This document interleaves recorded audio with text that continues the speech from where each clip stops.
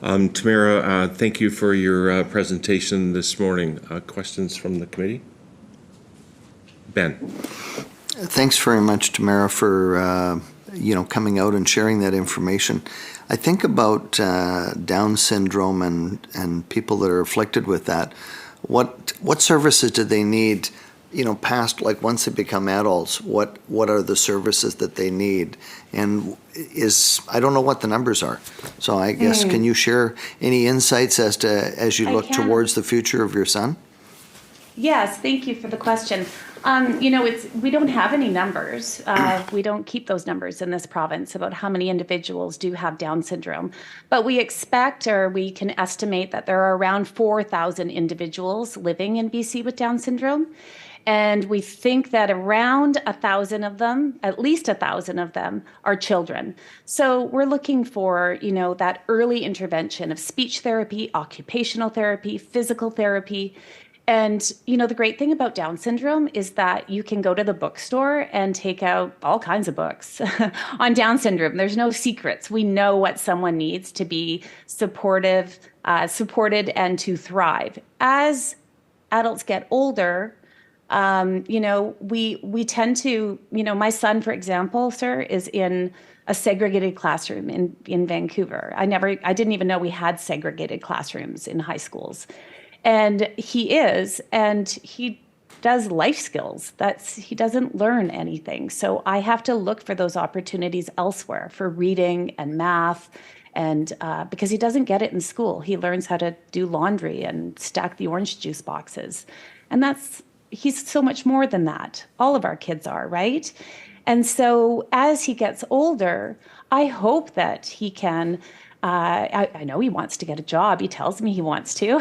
And the supports he will need is, help with financial stuff and help with cooking, maybe somebody to check in on him. He wants to live on his own one day. So it's those supports so he can get a job, take the bus to his job, go home, be with his friends. What we all want, right? Thanks. Thank you. Tamara, I have a question for you. You talked about $25,000 a year per person that's there. Is that in addition to, or is that what you feel that the sum of money's there? Because obviously, some of the people that are out there are getting some help that's out there in the system. Is this on top of that, or are we combining some of the funds? Yeah, I think it would be, not very many people who have Down syndrome can access funds for support. The at-home program is available, but most families that we know are rejected for the at-home program. So it would be instead of that. So, I can give you a quick example. My son couldn't eat solid food. It's the low muscle tone. You need to know how to chew food, swallow food, how to move food around in your mouth so that you can then learn how to talk and do a multitude of other things. And we went to Sunny Hill for a diagnosis.